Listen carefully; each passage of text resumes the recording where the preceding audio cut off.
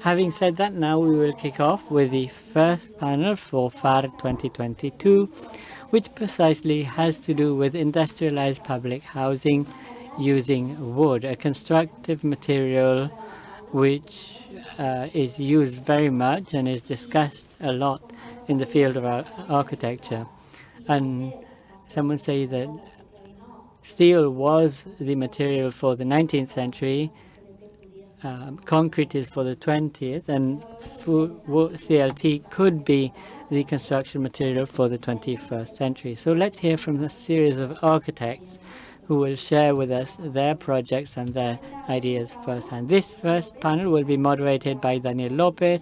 He is an architect at the Barcelona City Council Municipal Institute for Housing and Rehabilitation. We'll have Josep Maria Fabregat from Fabregat and Fabregat Arquitectes, Maria Asís from Coma Arquitectura, Daniel Ibáñez, the founding architect of EAC and Urbanitri, and Isabel Pérez from Vivas Arquitectos. So the floor is yours. Let's give them a round of applause.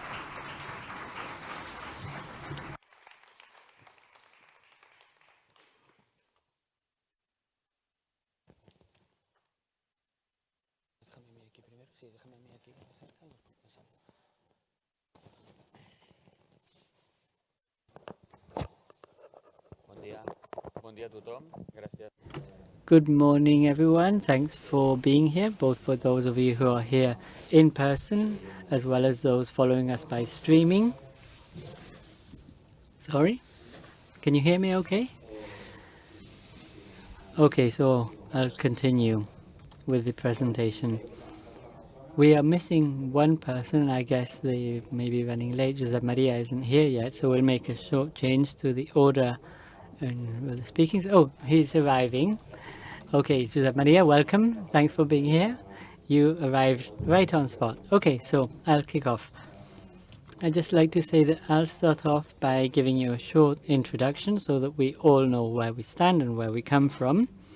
And I'd just like to say how happy we are from EMAB and the technical services. I wanted to make it clear that I am here talking to you, and Cecilia will be later on, but there are more than 20 people in the Institute working every day, and I'm sure that you have a lot of work, and especially at this time of the year, so it's a great luck that you found some time to come here. We are extremely pleased.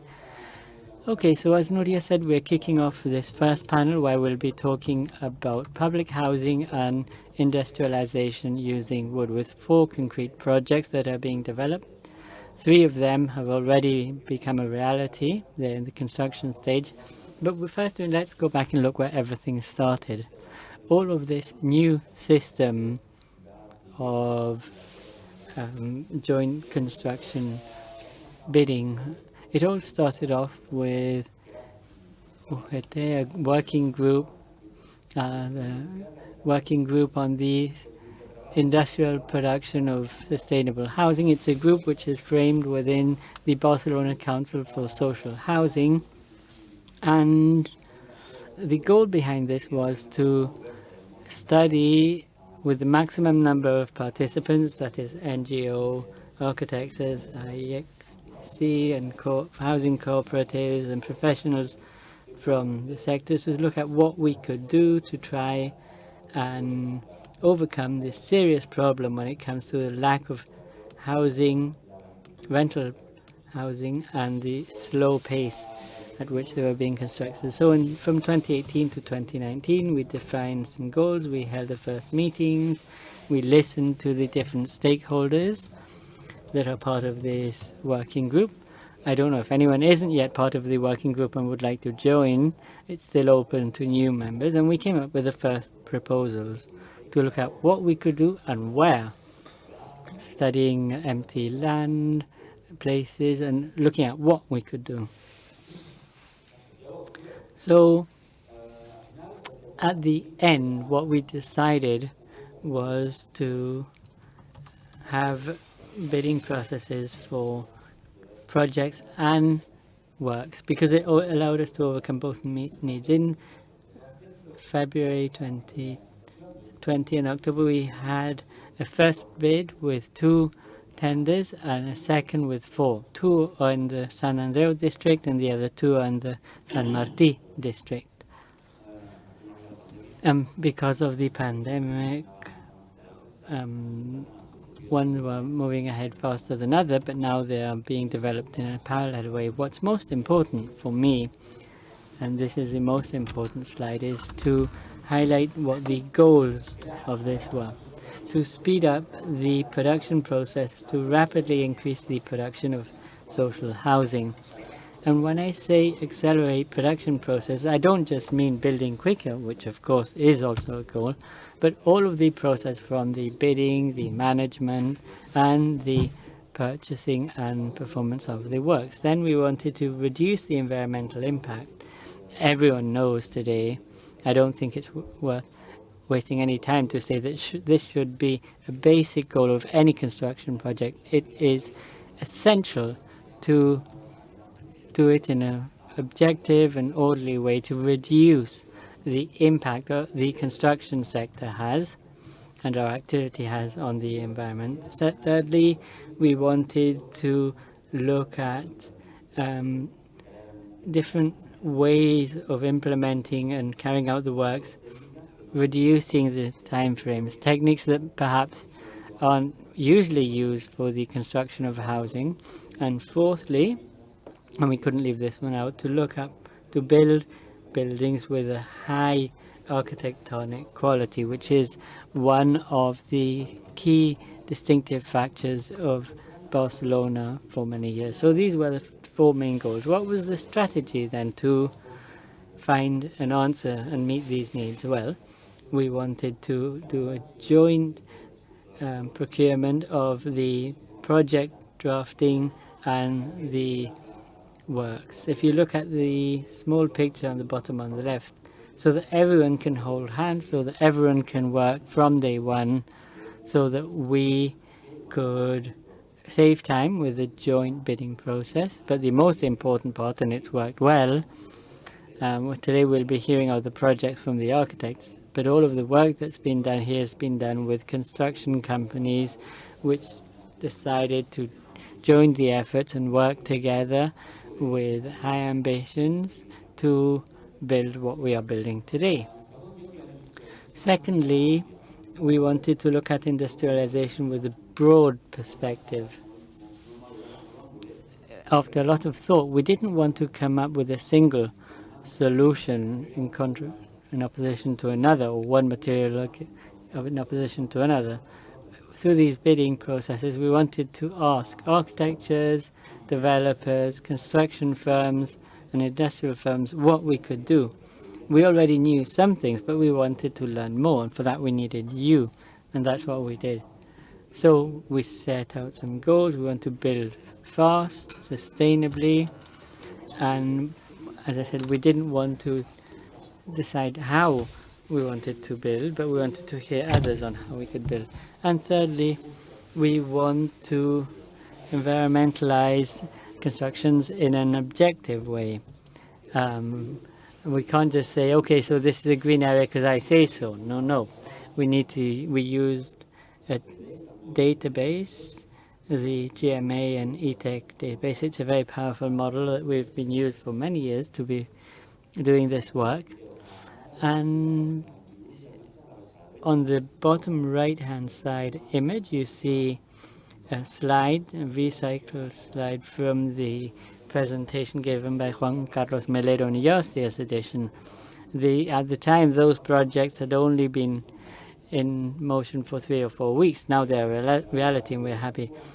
If we look at the green bar, 45% of the environmental impact and the production of CO2 from construction comes from the development of the materials. It isn't coming from the useful life. There's many regulations that tell us that we have to reduce CO2 emissions in the production of materials, but there is no regulation of this for the time being.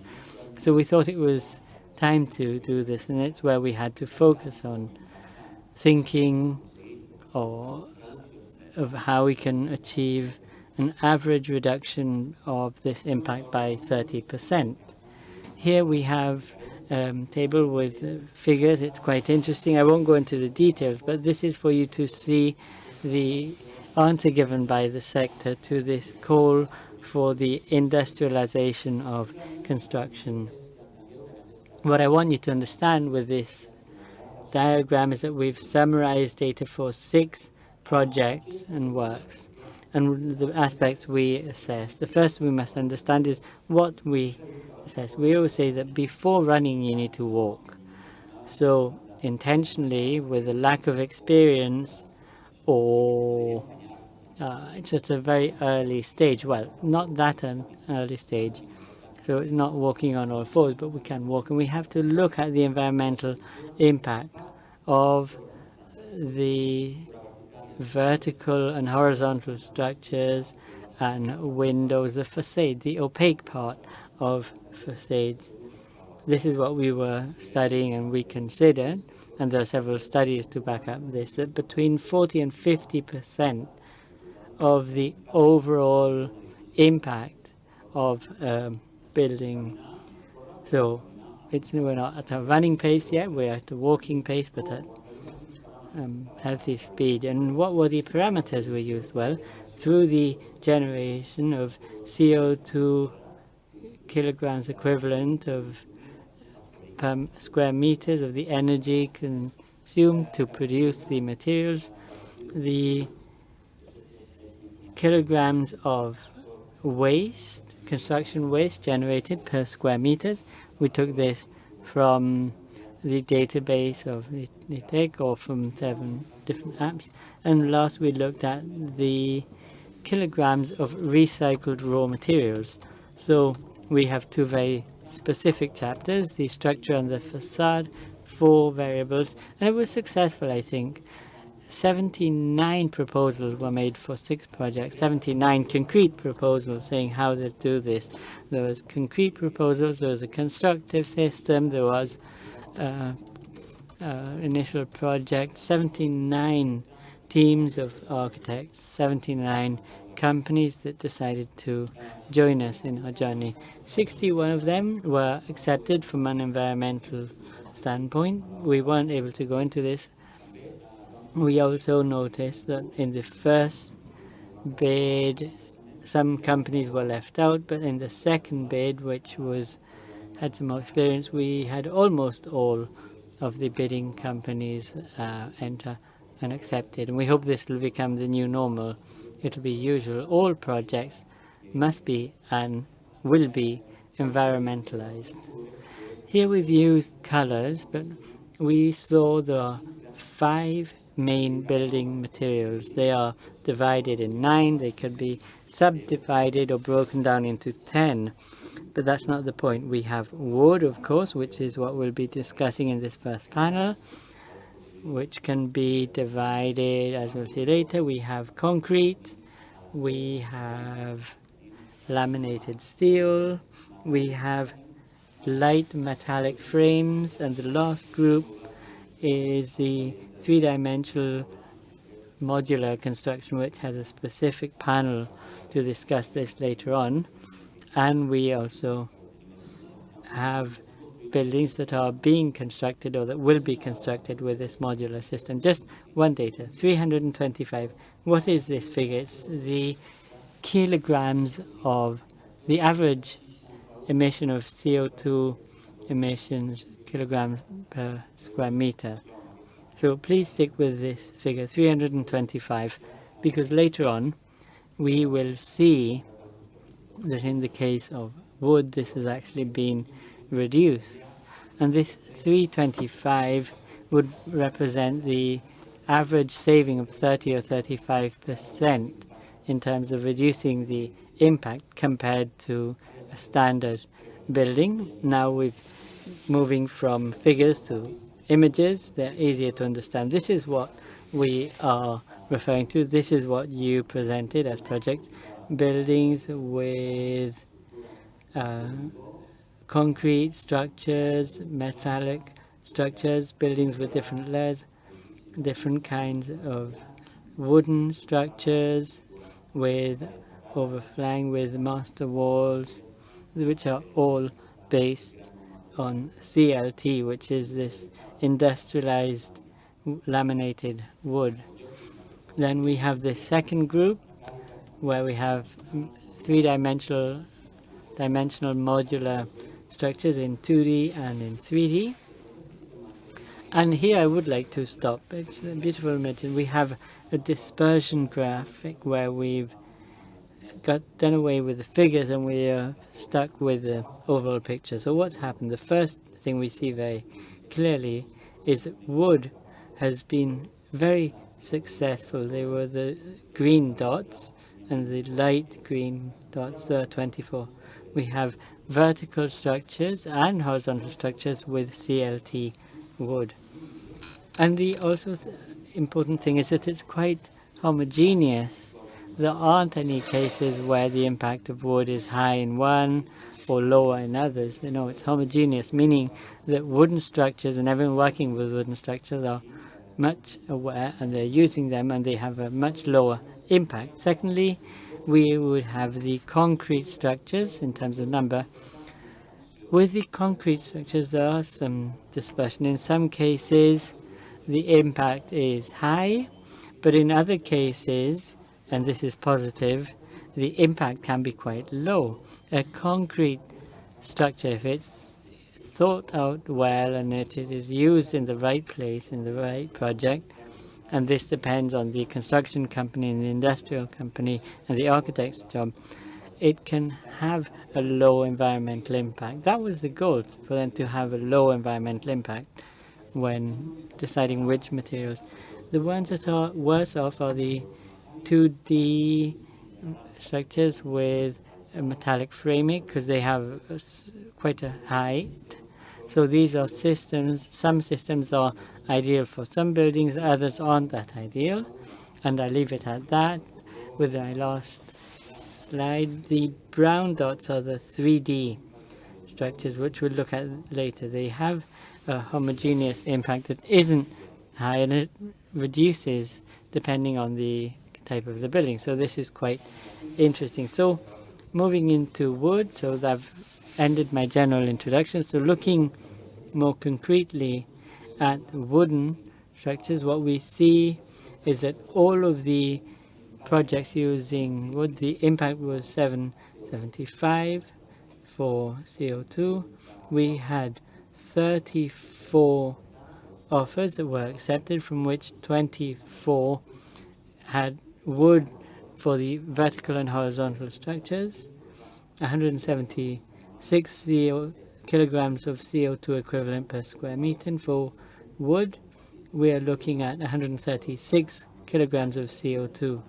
So here the saving is greater than 30%, it's 60% at least, a 60% reduction of the impact in the production of the construction materials in this bidding process. And if we look at the works that have started, we are happy to say that we have 3 buildings being built, the Pallars, Binèfars and Dolores Iturbe, and we'll hear about these projects from 3 of our panelists.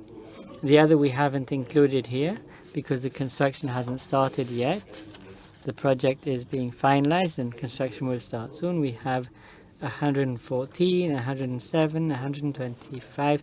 The winning offers are slightly lower if we compare them to the average for wood. The average is 176 for wood, and here we're seeing that for these 3 started projects, the on average it's 125. So we have these 3 housing estates, Pallars, Binèfar and Dolores Iturbe. And my last slide, if I'm asking you to stick to time, I have to do the same. For the construction and project works at joint bids, we have this as a reality. During the 4th quarter of 2022, 3 of the project's works have started. Pallars in 22 Arroba, Binèfar and Dolores Iturbe are in the old Poveda factory. And even if it may seem strange, we can say that for the 4th quarter of 2023, we will see the completion of some of the works. So with this very powerful industrialization, we can reduce the execution timelines. And with this, I'll leave it at that. Thank you so much for your attention. And now I'd like to give the floor to hear about the projects. The first project, which we will be hearing from today, are the 40 non-residential, no, sorry, I made a mistake. 42 housing units in the Pallacis, 40. The drafting project is Oikos and Fabregat. The construction is Constructora Obras and Josep Maria Fabregat, who is a member of Fabregat and Fabregat Arquitectes, will be sharing this project. It's an architecture studio that since 2015 has included a strong environmental aspect in constructions using wood and those using more traditional structures, while working in the beam environment. In the last years, they've received several awards. The last one was in Catalunya Construcció under the chapter for innovation when building the secondary high school that was built entirely in wood. Fabregat and Fabregat is currently developing several projects linked to collective housing in Bilbao, Viladecans and Barcelona, of course, and they are leading the execution of the construction works of two buildings, one of which they will present today. So, after your introduction, Josep Maria, let's do one thing which I think is great, and in order to encourage a discussion later on, I'll each of our panelists a question so that they can answer this question while giving their presentation. Josep Maria, the question for you for the Pallars blocks is the following. In all of these projects, industrialization goes long beyond the wooden structure, which is the most distinct one, but industrialization goes far beyond this. We'd like to hear from you which strategies you explained in your project to increase the level of industrialization. Thank you for your attention. You can either come up here to the mic or stay where you are, as you prefer.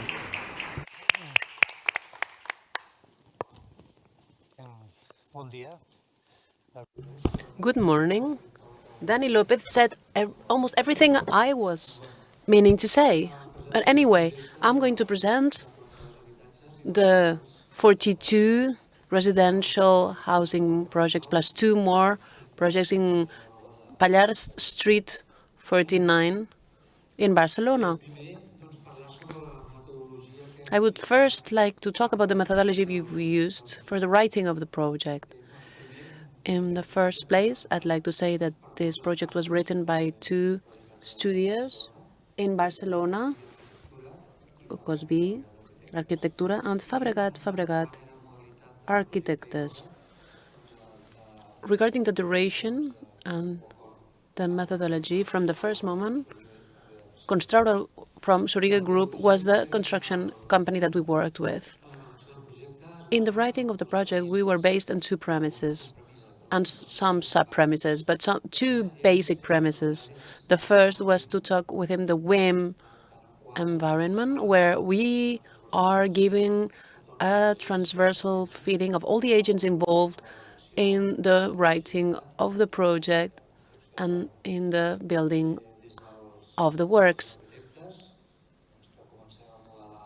From the moment where the architect starts designing the project through the moments where the structural calculations, collaborators, environmental acoustic calculations, elaborations for budgets, etc.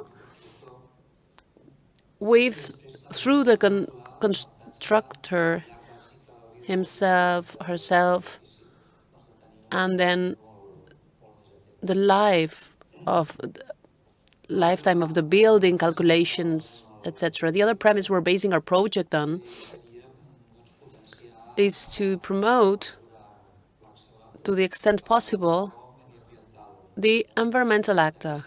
In this sense, this is being promoted from the environmental perspective.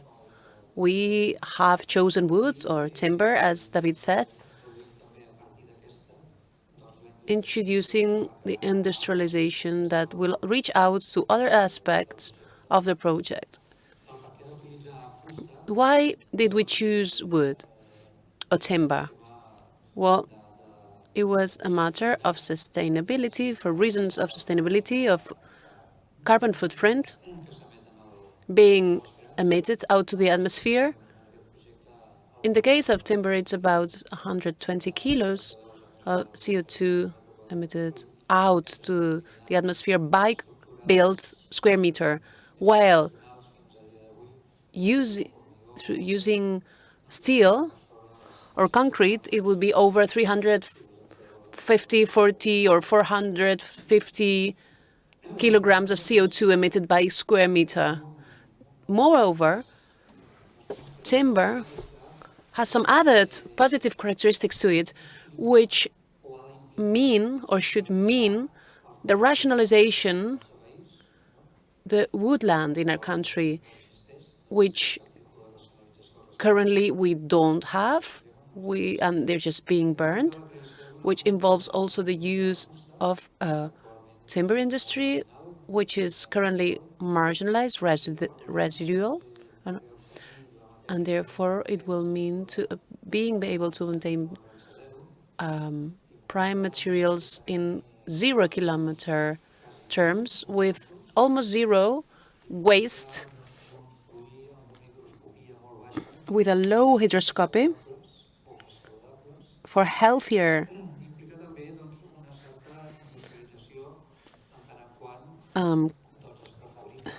manufacturing. So the use of raw materials will allow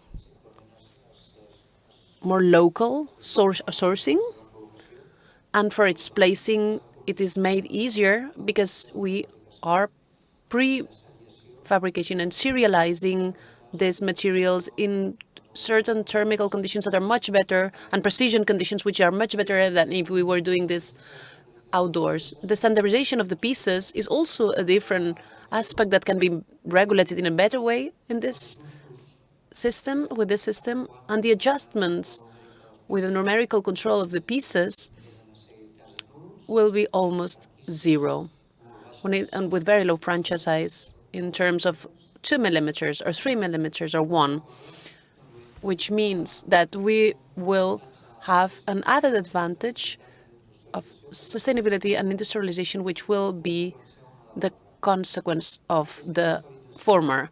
This industrialization, the project that I will be explaining in a minute, has been extrapolated not only for the building structure, the CDT's wood structure, but it has also been tried to implement in geometrical terms that we have designed, with all the elements that are making up the project. When I say most of the elements, I mean windows, sun protection elements, bathrooms, kitchens, railings. We've been able to include them all and manufacture them all in the workshop and include them in the work in the site. For this project, we had a square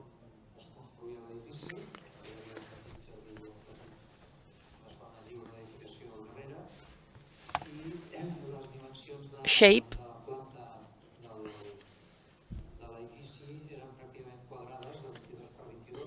We have floor plans, 28 per 50 and 22 per 22. In this image, we can see that the maximum height that the planning allowed was a 3-floor building, whereas in the case of our building, it was 8 floors, which allowed us, starting from this square floor plan, to draw a hole in the southeast axis sense in such a way that we were able to capture the sunlight with the result of having some thermal comfort to the people living in the building and the people, the housings heading out to Pallars Street special, and also for those who were housings looking inward. and there was a cross ventilation for the latter. Here you can see the difference in heights, which was allowing the plan was allowed by the planning. There was a serialization of the elements as well. As I was saying before, this is the model that we've worked on with Reddit, and this is specifically the one that was used by the structural calculation expert, and the one we were using with the platform that we're working with. In this image, we see what the intention is to serialize many pieces. In this image, we can see that starting from the building geometry, this 22 by 22 square, we are trying to serialize and repeat many pieces many times as to make it easy for them to be prefabricated and built. This 22 by 22 floor plan has a 27-meter height.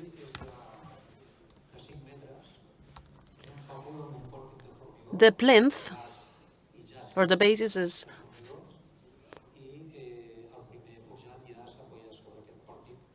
5 meters, and it's CLT.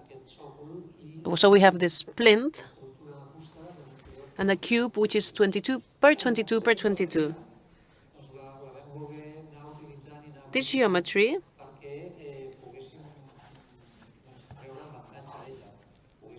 was meant to be repeated in a serialized way so as to take the maximum advantage of it, whether it be with solar protections, railings, windows, etc., and obviously with bathrooms and kitchens as well. Here's another image where we can see the reiteration giving this geometry, giving way to this geometry, and this is a picture of the model. There are a lot of repeated, identical pieces. We can see a piece of wood and a piece of finished building as well.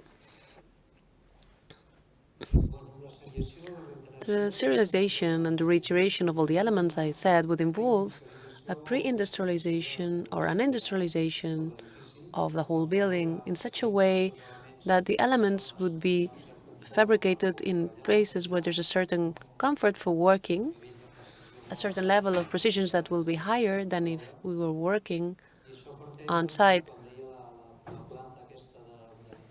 This 22 by 22 floor plan is being used to suggest a totally symmetric floor plan with a patio that was used because it allowed good urban conditions, urbanistic conditions. It allowed cross ventilations, as we were saying, and the geometry of this building and this will of serializing the whole building had to involve a close surveillance so that the architectural solidity would be successful. And we can comment on that if you have any questions or doubts about that. Here are the results of the serializations.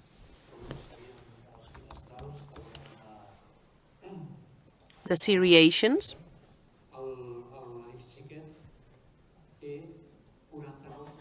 We have 45 windows, large windows, looking out to the Pallars Street, and 40 more looking out to the inner patio. They are all the same, absolutely same, equal, and all of them coming out to the facade are identical, such as the doors and such as most of the railings, same as the rest. And these are the images that we're obtaining through the seriation, the repetition, where it was indicated that it was okay to follow on along these lines. This is an example of a railing. These railings are thought for 160 meters length, so for long lengths. They are manufactured in a workshop in a high precision condition, and better than if they were being manufactured on site. They are being galvanized, they are lacquered, and they are being placed through screws. There are no cuts, there are no welding. Therefore, there's a lower maintenance. This is the railing that we were seeing as an element that was prefabricated in a workshop. Once it was placed, it gives us images that we think are correct, and this is a render. This is a building once finished, where we can appreciate the seriation that we are mentioning, but also we can see the achievement of an architecture which we believe is successful. One of the will that we had for the writing of this project was to get away from creating a building which would have iconic characteristics. And our idea was to design a building that would be integrated in the city, a quiet building, understanding that it was about making a neighborhood with high qualification, making a high qualification city. And this is the explanation of the building, the making of this building. And this is what I was able to say in the 10 minutes I was allotted. Thank you.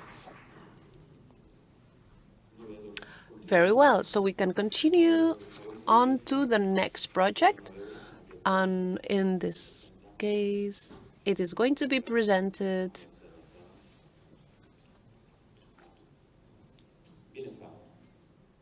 by Binefar.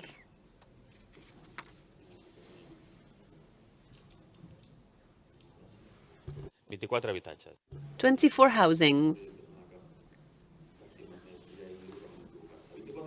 24 non-residential buildings with Coma Arquitectura, with Group Mas Constructor, Group Mas Constructing. The project is presented by Maria Asís from Coma Arquitectura. Maria is Master's in Architecture by the University of the Porto University in 2017 and postgraduate in Sustainability and Architecture by the Third School in 2021. She developed her professional activity in Barcelona since 2018 in Mateo Arquitectura and Medio Urban before joining Coma in 2021, where she is now. Maria, I give you the floor now. In your case, just so that everybody will know, the values of environmental impact of your buildings were probably the lowest that had been seen until now. I would like you to tell us what this meant when it came to developing the executive project, not just as a project. And this, I explain it in order to get a bit or gain a bit. But when we carried out the executive project, and a re-evaluation had to be done, and we received some help by the ETEC. Also, a second re-evaluation will be done, which means that we are taking this matter very seriously, and I would like Maria to tell you about what this means in more detail. Thank you. And thank you, Daniel. In the first place, I'd like to thank you for inviting me to present our project. I am representing Coma Arquitectura. I wanted to say that this project has been done by many, many people with the participation of the Constructora Group Mas, which have been working alongside with us in this project. Also the writing team for the structures, the acoustic experts, and many other people. These are 24 non-residential buildings with for equipments about 2,500 built square meters, which are undergoing big transformation, as well as the neighborhood, with new urbanization, new equipments, new facilities. Rambla Plimer here, very close to Metro La Pau, the underground. Binefar Street is the new, and the Marita Martinez is a new street that is being created through this project. We wanted this project to do this, to the transformation with this new avenue. A new patio is being created in between the sports center and the building, and it gives access to the vertical communications center. There is a second entrance at the other end of the building, giving service to the housings. And in the central space, we have a space that will be empty for now, and it will be used for some facilities in the future.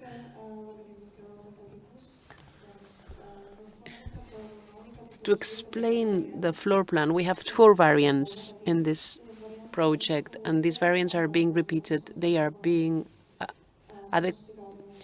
adapted to the different environments. We have a vertical communications nucleus giving access to the housings in the first place. And these topologies are being adapted, for example, to the fact of having the facade to Binefar Street, or to being in middle, or to include this vertical nucleus.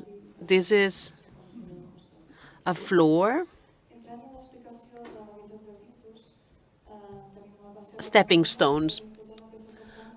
We have some stepping stone relating the balconies to from the other side. There's a kind of symmetry being established. This crossed ventilation allows the rotation of air. We have a second round of bedrooms, and then the kitchen, bathroom, and the indoor areas, also the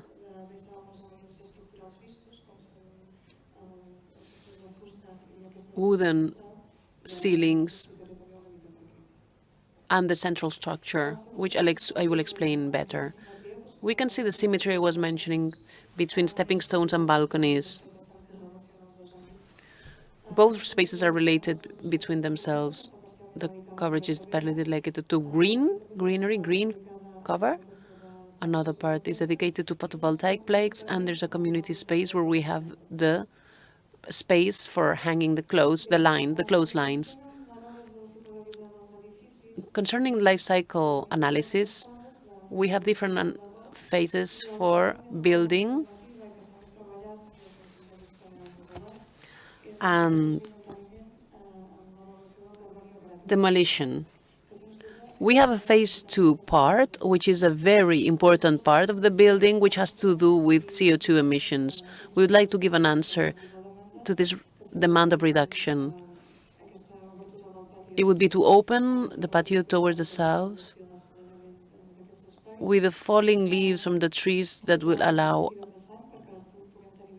us to have the sunshine and crossed ventilation, with the balconies and stepping stones allowing us to communicate both spaces, and the isolation that is made with the features that have been designed. We know that facades made of timber have very good thermal behavior. We have photovoltaic panels on the ceiling, and aerothermic systems are used to regulate cold and hot. But the most innovating aspect of this project was the equalization of incorporated carbon. CO2 emissions have been incorporated in the fabrication of materials in the buildings, and we can see this is an important part of these total emissions. As I was saying, the evaluation of the structure was done in the shadow part of the facade. We presented this values concerning CO2, and I will explain in which ways we were proposing to achieve these goals. Basically, by defining a series of strategies. The first of these strategies would be to choose the materials in a very well. Materials that will close cycles. Wood, timber would definitely allow us to achieve these low emissions because they would substitute structurally other materials which have great CO2 impact, such as steel or concrete. The facade has satin and finishing, and other materials of low impact would be wood, timber, or recycled materials, also recycled ceramics. The incorporation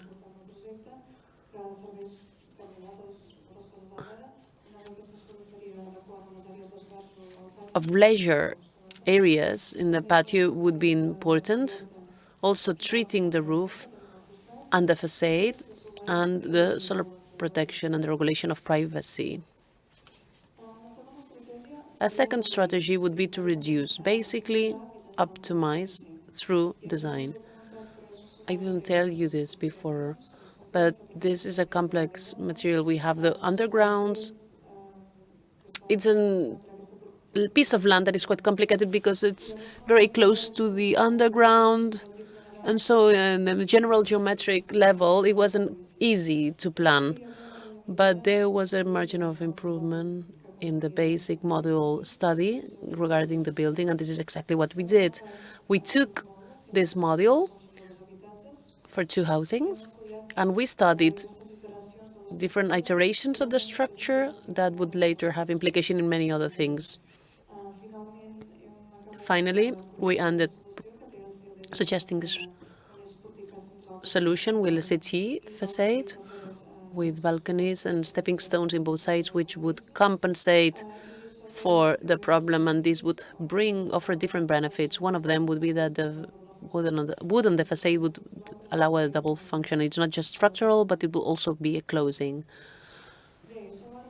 This has to do also with the study of different constructing solutions with other elements, because surely if we didn't have CLT on the facade, we would have to choose a different solution with some kind of wood and some kind of other isolation and a different finishing, and which would have other implications in terms of CO2 emissions as well. And this had to be measured in all these aspects at the same time to define the best possible solution. As I was saying before, there's a will to leave the roof and the ceiling, the raw ceiling aside.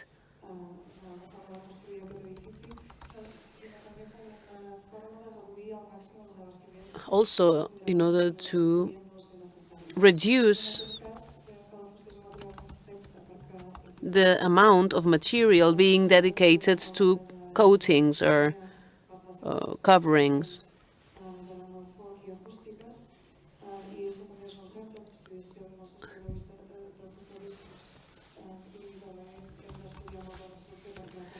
If these ceilings are left without coverage, this poses some challenges. So without revestments, without claddings, if the ceilings don't have claddings, that will pose a problem. And that will mean we need to use some mortar, probably.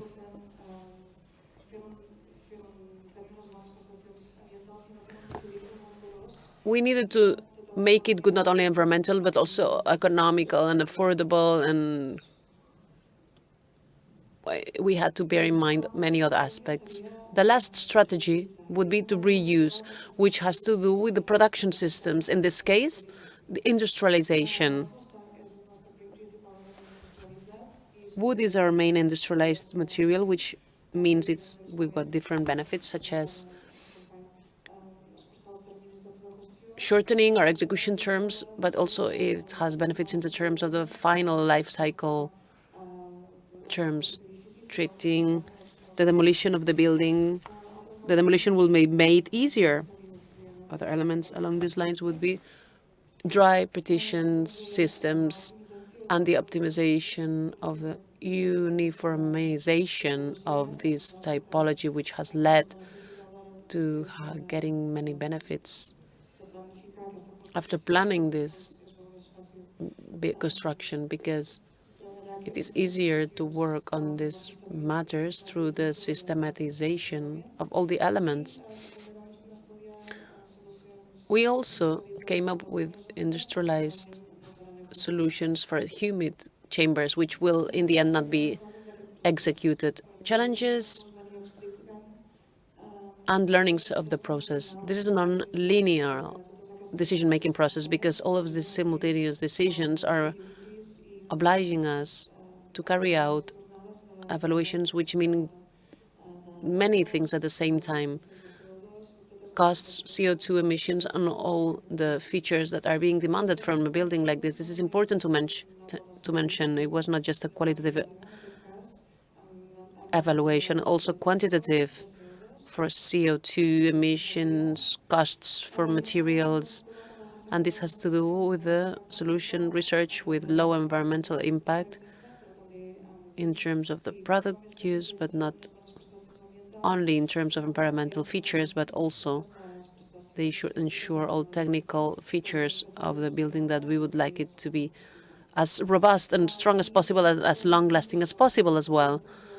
To sum it up, a holistic view of the building was required with the analysis and the awareness of different environments and different aspects.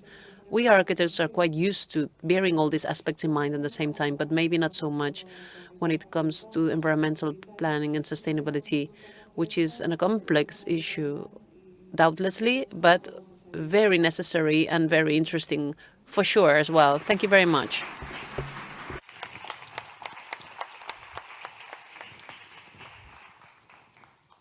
Molt bé, gràcies, Maria. Okay, thank you so much, Maria. So now we would move on to the third project. In this case, it's the 40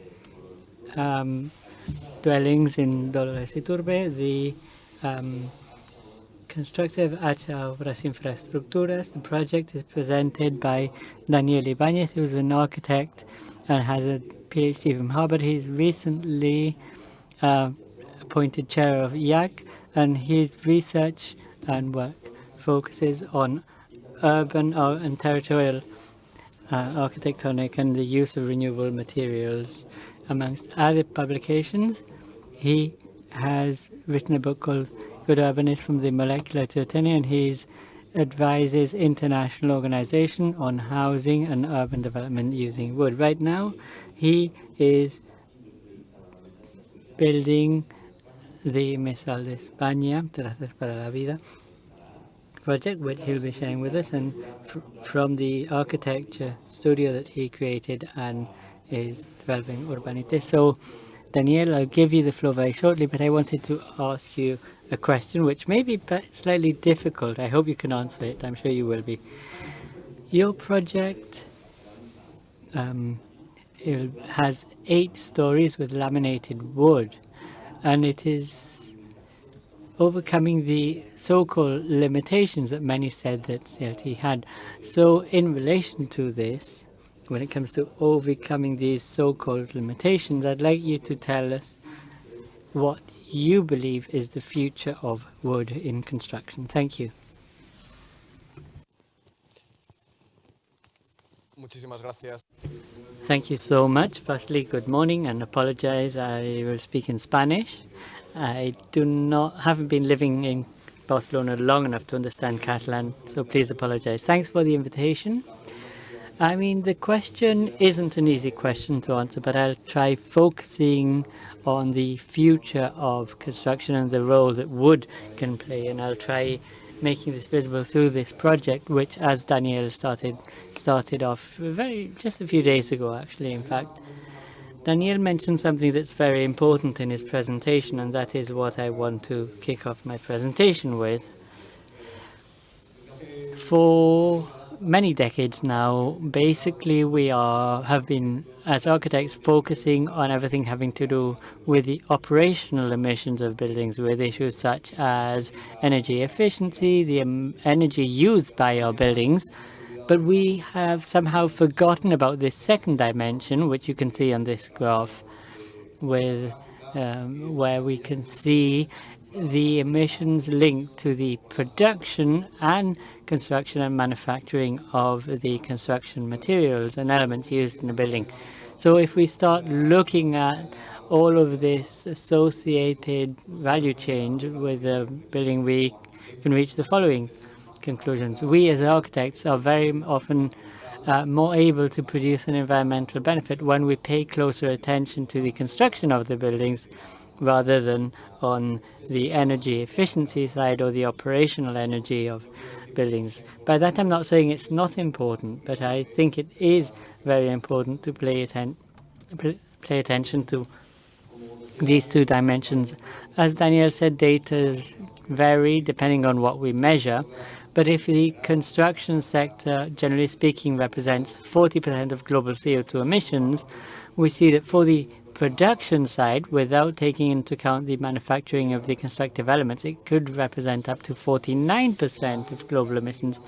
So within the many options that an architect has when it comes to deciding the environmental contribution, what these data are telling us that selecting the materials, the footprint linked to energy and embedded carbon in our buildings is perhaps the most obvious one and the easier one to act on without obviously forgetting about the others. So in this context, our proposal for this project Lope Cuatro, which is called Terrazas para la Vida, Terraces for Life, it was a way of meeting the needs of the pandemic. This bidding happened at the end of 2020, in the middle of the pandemic, and we thought that besides environmental aspects and the industrialization, we thought it would be important to find a solution to the problem of having access to clean air, fresh air, and not polluted air by virus such as coronavirus. So in this regards, our proposal tried coming up with these large terraced areas for public housing to maximize access to clean air for its inhabitants. I would like to share a reflection at this point, and I mean, we as architects, we often realize with public bidding processes like this, that the biggest contribution from these tenders isn't just so much the architectural solution, which is important, but it comes also from the criteria that have been set for the bidding process. I mean, I think this forum is a bright place to thank Juan Carlos, Javier, Gerard, and Daniel and others for changing the criteria of a bidding process and giving 30% to the reduction of embedded CO2 in the production of constructive elements and 30% to architecture. In doing so, they are making it possible for this new generation of buildings to be possible. Besides preferences, each of our preferences as architects. So quickly about our project, as Daniel said, there are 40 housing units, 5 units per floor, the ground floor plus 8. I think soon will be a higher building made of solid wood in Spain, but in any case that would be good news. As you can see, everything is set through interior patio. All structures except for the ground floor and the foundations are CLT. We do not use a hybrid nucleus even with the 8 stories, and freeing up the facade to have these large terraces, overhanging terraces of 1.8 square meters.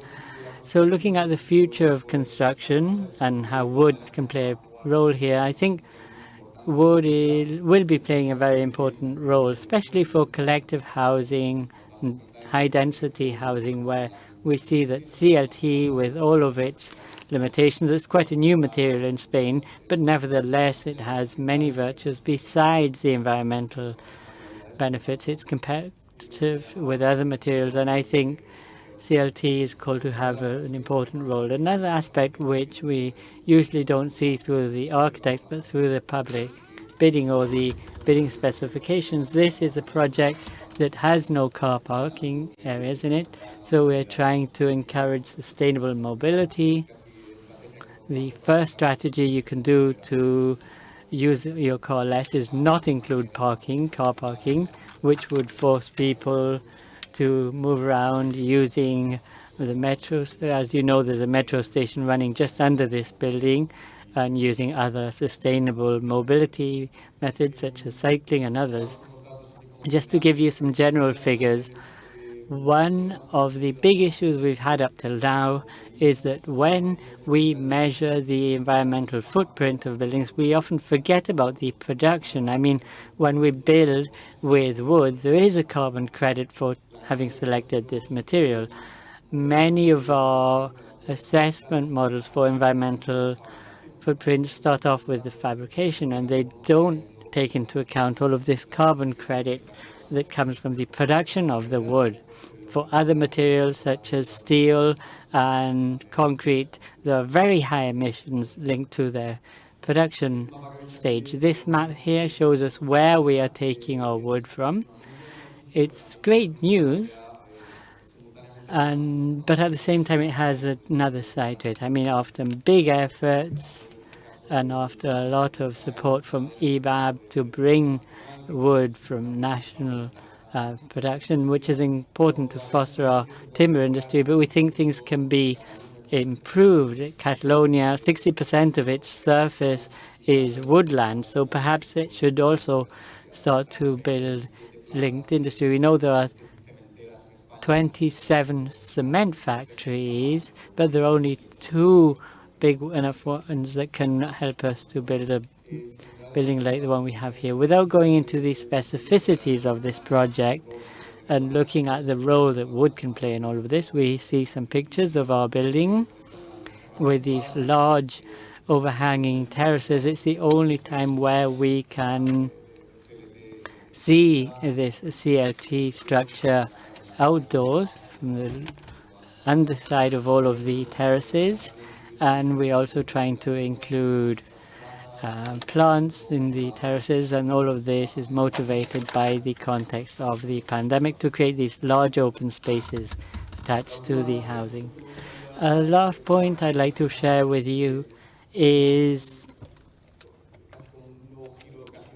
it's like a change in what is called to become an iconic project, not just because of the public bidding process that was followed here, but also because of some of the innovations we want to include besides wood and industrialization.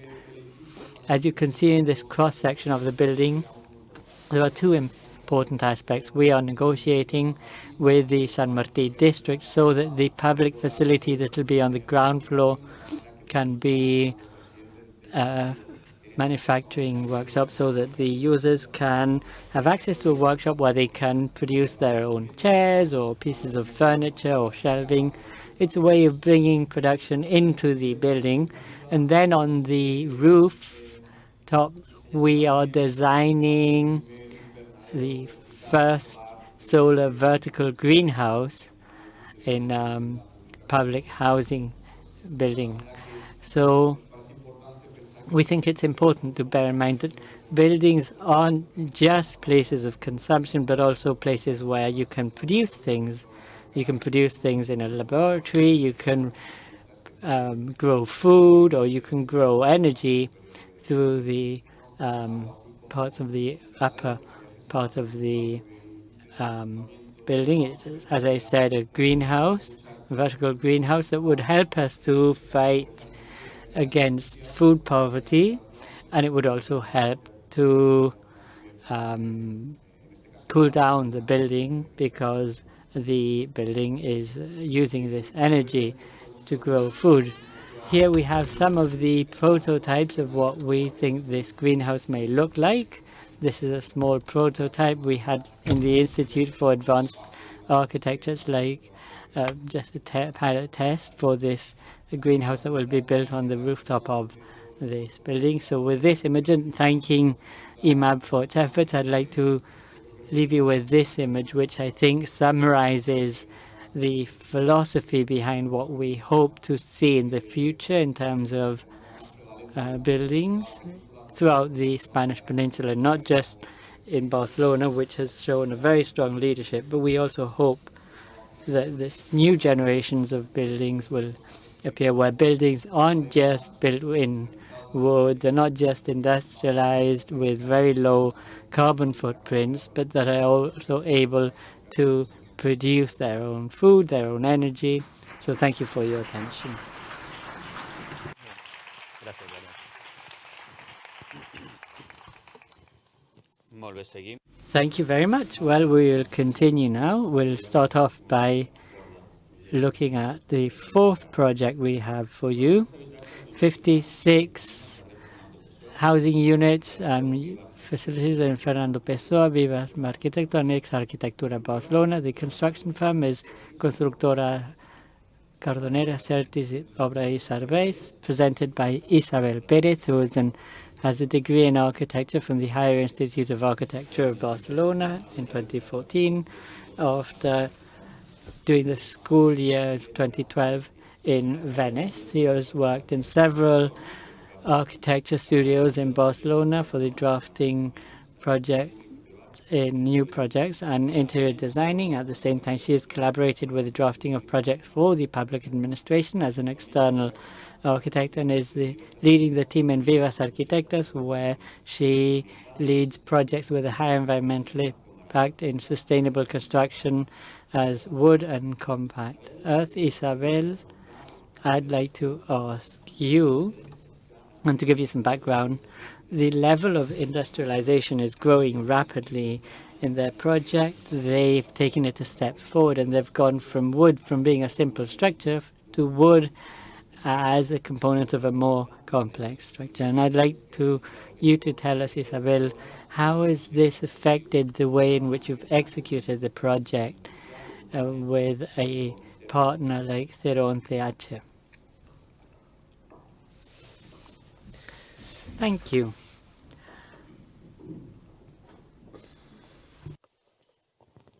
Bé, doncs, primer faré una petita introducció del projecte. So first I'd like to introduce the project to you, to give you some background. The building is in the old lands of the San Andreu military barracks, and the town planning here for this part of the town suggests two public space systems which are based on avenue with facilities, and then a green area, and then the central axis where you have the housing and commercial buildings, which is the Torres y Bages street. So this central avenue is where you have connections between the ground floors through passageways which connect and give permeability to the whole environment, linking the Rambla and the park. The plot of land was to the east of this. It gives on to Fernando Pessoa Street, it's sad, and then to the highway with the facilities. And now we have two municipal facilities that are constructed, a primary healthcare, a primary school, and a primary healthcare emergency room. The plot of land can be used in the ground floors for a nursery, and then for municipal facilities for the elderly. It has a specific volume matrix with specific elements, and the maximum built area can be 5,000 square meters with a maximum occupation of 60%. The remaining 40% has to be open space. So the town planning defines a series of compact volumes with simple metrics, but that plays with the different heights, connecting the ground floors through these passageways that give this whole of this area permeability. So block J is a very simple building with a ground floor plus 4 stories with 3 central patios for ventilation and sunlight. We also wanted to highlight the idea of simpleness and unity with a facade with large windows, but following a rhythm to try and maintain the neighborhood image. And this block is being constructed. When it comes to accessing the housing units, you can do that through the Fernando Pessoa street, and access to the nursery is done through the Marta Mata passageway, which would be like the Central Avenue, through the patio of that nursery school. So when it comes to the volume, it's a total of 56 housing units, as Daniel has said. The depth is 1,000 meters. It's made up of aggregating the housing units around these 3 central patios. As I said, there are 2 vertical communication pillars which give access to each to 7 housing units. So there's a transition between the more public facility to the private, through the streets, through these passageways, and through these central patios, which are the communal spaces, until you reach the housing units, which is a domestic space. The housing units have been designed as a composition of rooms where spaces follow a hierarchy, as well as windows, to give make different combinations possible. All of the houses have 2 rooms, one of more than 10 square meters, the other 7.5. The kitchens, they're almost all included into the sitting room area, with the exception of a few which are in a more differentiated space, but there is always a visual connection between all of these spaces, which allows us to bring down the communication spaces to the minimum. All of the housing units have cross ventilation with these large windows, and to protect from the sunlight and to offer privacy, we use these Barcelona shutters, as they are known, which give the whole of the building a more local national appearance. As active measures, we use photovoltaic energy and aerothermia, which are highly efficient and highly performing. And if then I try answering the question on how our experience has been with regards to developing the construction project with this more industrialized construction system, what I'd have to say is that the project was carried out with the Carbonet constructing company, and as partners we brought 110H, which is a partner that is strongly supporting industrialized construction using wood, with composites, and with high digitalization. The whole building has been modeled in a 3D model, and in doing so we can convey a series of data that will then later be used to organize the production, to optimize the transportation, and to allow us to have a better control of all of the assembly processes. All of this with the goal of reducing the construction timeline, which is planned to be done in 13 months. How did we apply this methodology to the project? Well, the foundations and the ground floor are in concrete, whereas the upper floors are built in a wooden structure using CLT walls and arches. We've used with 2D components, that is the walls, the arches, and the facade modules, which already have the wooden elements, and then 3D modules, that is for the bathrooms, which already include the heating and cooling systems and the bathtubs, as well as all of the pipelines. From the start, the will was to optimize the amount of wood used, so we came up with a structure of walls and arches so that adapting the process to this industrialized system with components was quite simple, in fact, because we were starting off from a clear structure which was optimized and simple. So together with 011H, we carried out a series of checks on interactions together with the project drafting team to confirm and adjust and make sure that this was the optimum solution. And we then fine-tuned a whole series of parameters such as the width of the CLT, of 12.5 in the walls, the structure also 12.5, and the walls 3.5 centimeters. So here you see the images of the 2D components. I also must say that in some cases we had to adapt some of the decisions that had been taken in the bidding. For instance, the finishings of the facades, we had to change from a ventilated facade to a different type of facade, and the location of the windows in the facade. Initially, they were going to go in the inner side of the facade, but then we decided it was best to attach them to the CLT to minimize the costs, to facilitate transportation and also assembly. And then in the case of these back parts, these 3D modules, including these modules meant that some of the division lines were doubled. It's like a box going into a box. So we had to readjust some of these surfaces and some of the distribution to meet the inhabitability regulations.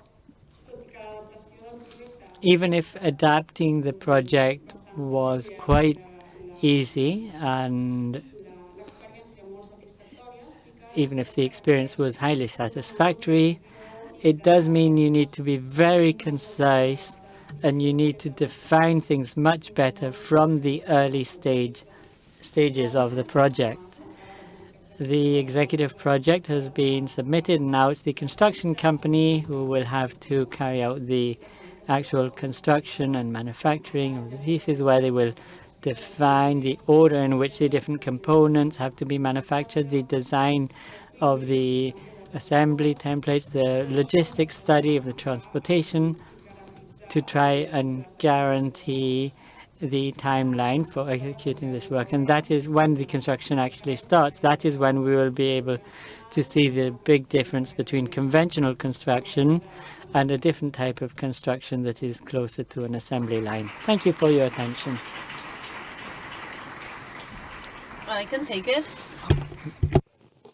Molt bé, amb això acabem les... Okay, so with that we end the presentations. We're doing quite well time-wise. We have 20 minutes for discussion, which I'm sure will be one of the most interesting parts. So I don't know if Nori or someone from the organization can help me see some of the questions that may have reached us from the audience or from the Menti system. I would like to ask a first question. I'd like to ask you the question now. Then we can, in a more relaxed way, we can answer these questions.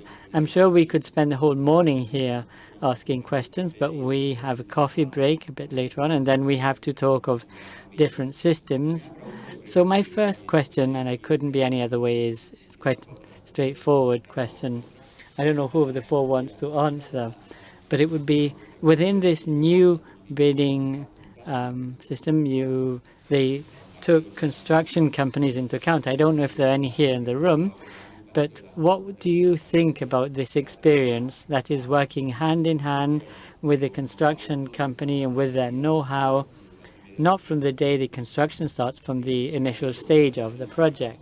We think it's a big benefit, but maybe you have a different opinion. I don't know who of you'd like to answer that question. Josep Maria, since no one is speaking, I'll appoint you as first to answer. Well, I guess like in all experiences and all, it'll depend highly on the people that you find along the way. And in this regard, I would value the collaboration with Groups Olive because there's been a will to travel this journey together. I don't know why, and I guess maybe in other cases something similar may have happened, but it's a new experience, and I think when it's something new coming along, people are excited. In our case, the experience was good. And maybe the initial fears were that the construction company, maybe just as the architect or any other stakeholder, they have their own ways of doing things, their own preconceived ideas, and maybe you may clash and say, well, you have to do this or do it this way. But in our case, there's always been an open discussion with the aim of bringing different positions together and closer to understand someone who maybe explains things that you hadn't thought of. So I thought that as an experience, it was excellent. And I don't know if maybe we'll be able to repeat this experience in the future. But this initial experience for me has been great. On our side, and in a very similar sense, we were working with Sorige, with AXA, which is another of the construction companies. We've been working since day one. Maybe I would mention that it adds an extra challenge, you know, everything having to do with bidding for project and construction requires more collaboration and more staff, but it is true that somehow this makes the rest of the process easier because it has all been worked on since the bidding stage of a project. I'd been working with experiences abroad in Latin America, and I found that one of the risks when you have big innovations in public procurement systems is that whether people actually want to submit a project. I was in a couple of bidding processes which were similar to try and industrialize construction in wood, and there were 0 bidders because construction companies were fearful of the cost of this new project. I think the good news, and based on the figures given us by Daniel at the beginning, is that there really is a will to innovate and to understand all of the implications, and that is why I think there are so many submissions to this bidding. The challenge will be to look at what will happen from now on, you know, when all of the costs associated to this type of construction is included into the equation. So, and to see when this stops being a one-off experience, but a more generalized one. From our perspective, the relation has been great. We've both learned a huge amount, and we hope this will be something useful, not just for us to improve, but also for construction companies to take this on board and to include it in their future projects. Thank you for your answers. I see we have some questions. We can read them on screen. I think this question is quite interesting. What is the scalability and affordability of building housing in wood? Can we envisage a high percentage of the housing stock built in wood, or is it just residual? Isabel, would you like to tell us about the scalability and affordability? As an architect, do you think that from now on the projects will be always built in wood? Well, I think it'll depend on the type of project. I think that it needs to be a building that can support wood. Maybe we'll have to look for other systems that are more sustainable, and we always have to try and reduce the environmental impact. But wood, I wouldn't say, is the only solution. I mean, when it comes to housing, wood is easily adaptable to this type of construction, but I don't know if in a larger scale it could be scalable. I'd say that from the 6 bidding, 4 have been built in wood. So I think that the way in which the bidding worked would be answering this question. As Isabel said, there are cases where wood is ideal, and maybe there will be other cases where wood isn't ideal, or there are other alternatives that are just as suitable. And this is what we'll be looking after the coffee break. There are other alternatives that are also excellent, and we mustn't lose sight of the goal, right? I mean, I think it's important. We need to we've reached 100, 110, 115 kilograms of CO2 per square meter. Before it was 200 or 300, so we've reduced. So the important thing is the path we follow to reduce the emissions. So wood, yes, it's a good material, but in some cases it's viable, in others it isn't. A few years ago, wood wasn't economically feasible, and I think Isabel answered this question very well, but I think if we'd asked this same question 5 years ago, maybe the answer we would have got would have been different. Yes, it's true, but for instance, if we look at the precedent in France, our neighboring country, they recently adopted a law forcing all buildings to be funded with public money will have to be built in wood. Then when there's a stricter regulation with regards to carbon emissions, and it's just a matter of time, it's not whether or not there'll be a regulation, but when. Well, I think in this case, this will make the scalability and acceleration of the technology associated to housing will speed up. In any case, this doesn't mean that there aren't other constructive systems and materials that will have an important role. All of the buildings here need concrete foundations, for instance, but maybe we're at the verge of seeing a greater change.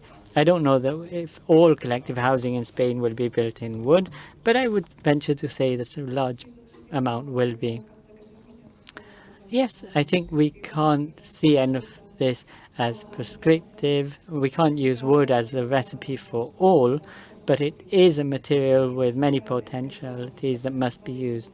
And I think the biggest difficulty that we see is that industrial production systems must meet a demand when we take into account the embedded carbon or our will to use wood. And I think this will be a greater difficulty because right now, as we said, we want to promote the production of wood in the country locally, and we want wood to be locally sourced, but it's a challenge because the timber industry isn't yet ready to supply for all of the upcoming projects using wood. To summarize, what I would say is that the starting conditions should be the same for the constructive systems. Daniel was saying that in France they will be forcing all public housing stock to be built in wood. Maybe it's not necessary to reach that extreme, but maybe it should be more down the line of what you mentioned before. Let's have a threshold of CO2 emissions.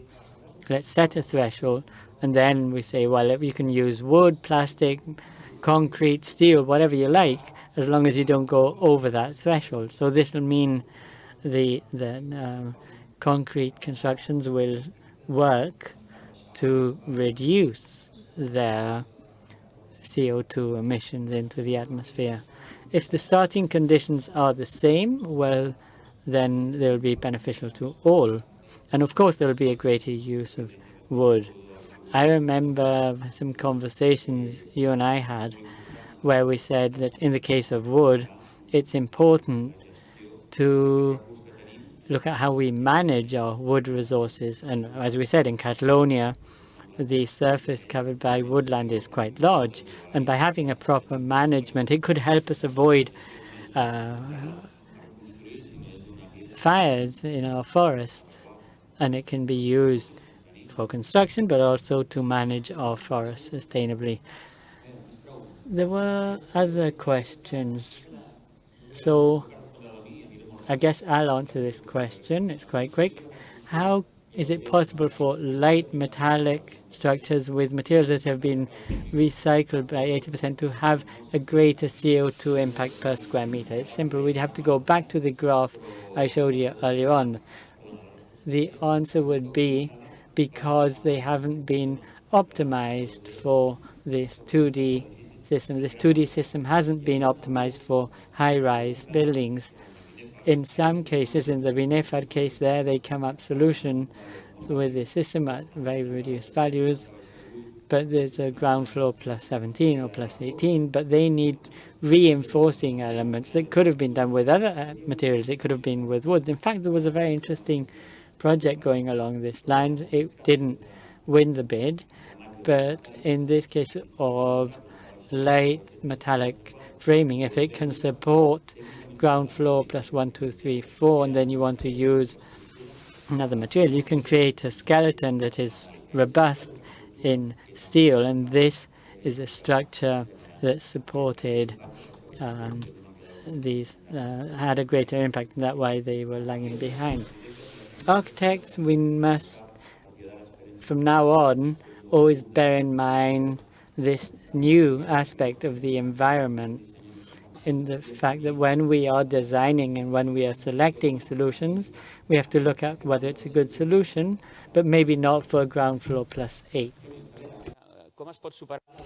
How can we overcome the weakness of the wooden industry in Spain in order to eliminate the environmental impacts that are negative due to their production and transport to other countries, typically the north of Europe? Who would like to answer to this? It's the future of the industry in Spain and Catalonia. It is often spoken about in terms of initiatives. You said there are 27 great concrete plans. What should we do? Well, the change of paradigm will require a lot of levers.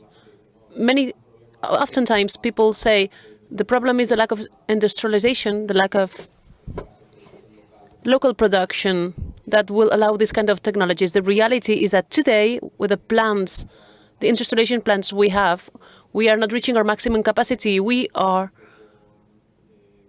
making our building with a Silenord, a relatively new Galician country, and they are about 70 to 80% of their productive capacity, so they could actually have a greater production, a bigger production. There is a system according to which we can be bidding for bids such as the one we're talking about today, but it is also important that people will understand that we are prepared for quality materials in this sense.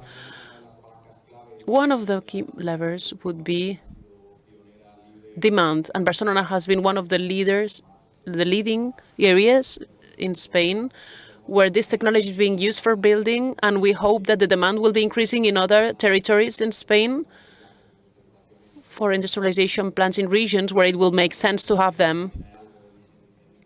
We have something smaller around in other places in Catalonia, but with not enough capacity for this to provide enough material for bigger projects like this one. But I'm sure that we will see other plants in the future in our peninsula, in our country. I would also like to ask you what could, from an economic, technical perspective, in some case, and this has happened when we want to work with wood, and then we saw it wasn't feasible. With your experience, Josep Maria has a great experience for complex wooden buildings, and Isabel, I think, is working on other wooden projects. I don't know, I think you also are. When trying to bid, what do you write to convince the bid awarders to make them see it's going to be feasible. Height? In terms of housing, Maria, what would the feasibility depend on? Acoustics? You also mentioned acoustics, which is a complex factor. Wood demands certain constructive requirements, acoustics and temperature, because of its relationship with fire, but it has got relatively good solutions if the wooden material is incorporated as a constructive material from the start of the project. What would make it more complicated would be to design a building with a will that is conventionally used, and then use wood as a later solution, but not as an integrated element from the very start. Isabel, did you want to add anything? Yes, about acoustic criteria and fire criteria. It has to be borne in mind when you're building with wood. Criteria to prevent fires. Sometimes you want to optimize the amount of wood the most so that everything will be more feasible. However, these other acoustic and fire requirements start to fail. So sometimes we're trying to go for more hybrid solutions, not just a monomaterial, but construction mixing wood with other more conventional materials such as concrete. We're also elaborating some projects with mixed structures, woods with a concrete layer, which will help us obtain bigger light, which gives us a greater distributive flexibility.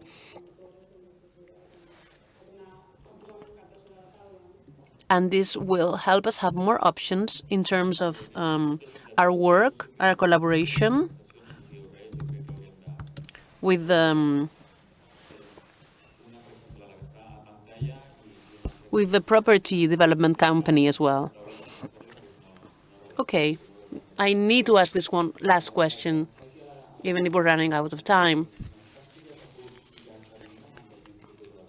Has the future maintenance of CLT buildings been studied in the short and long term? What pathologies are being foreseen in these cases?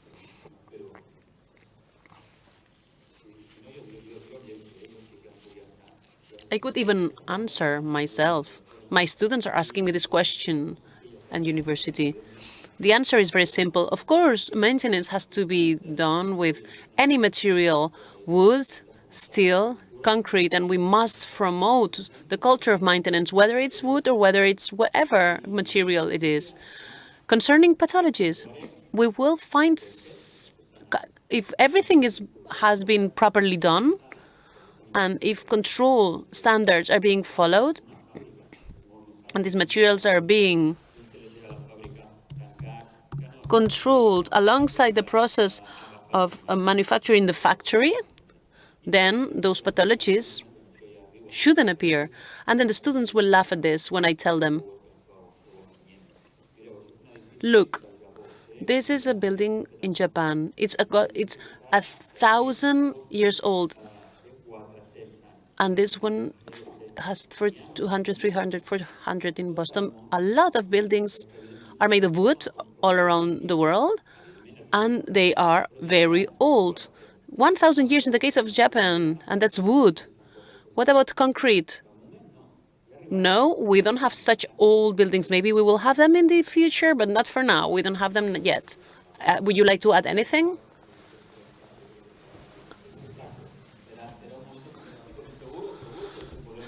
I'm sure that in 30 years' time, we will be able to double-check with other materials, with long-term, with long-lasting buildings.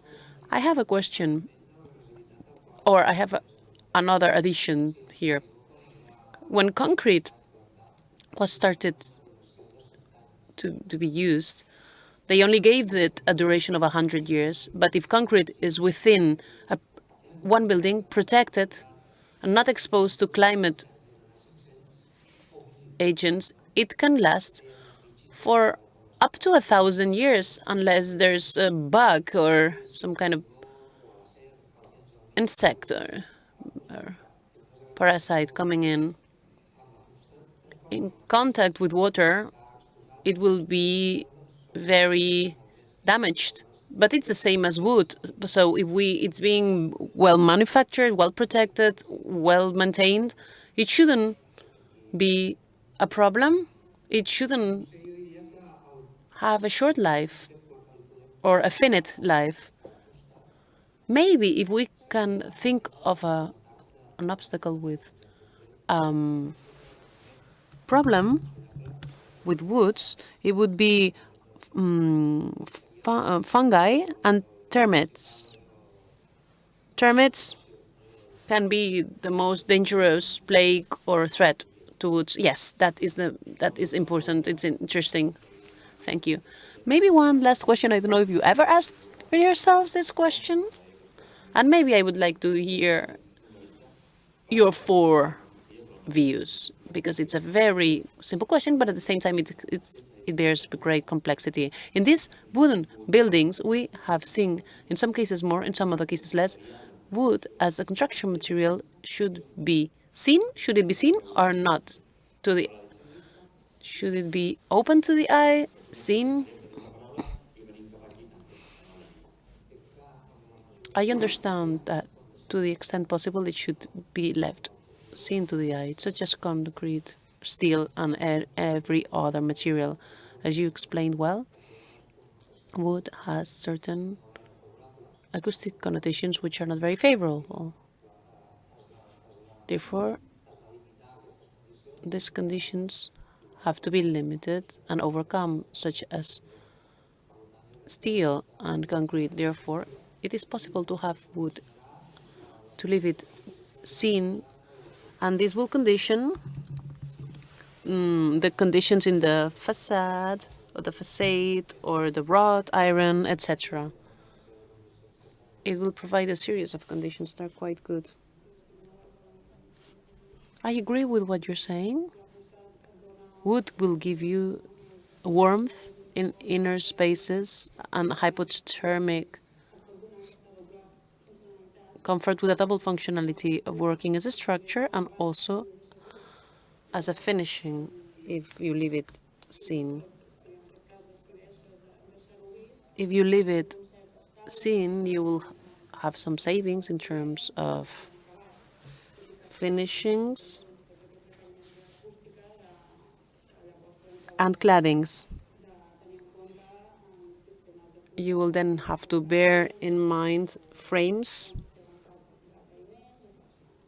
or facades or flooring. So if we leave it to be seen, maybe we'll have to cover the ceiling, have an extra cladding, etc.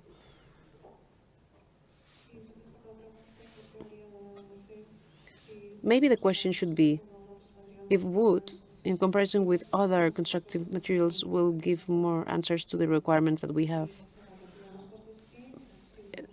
If the answer is yes, yes, exposed wood is good.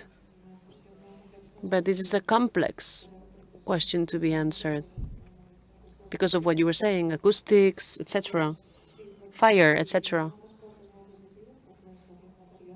The material is good.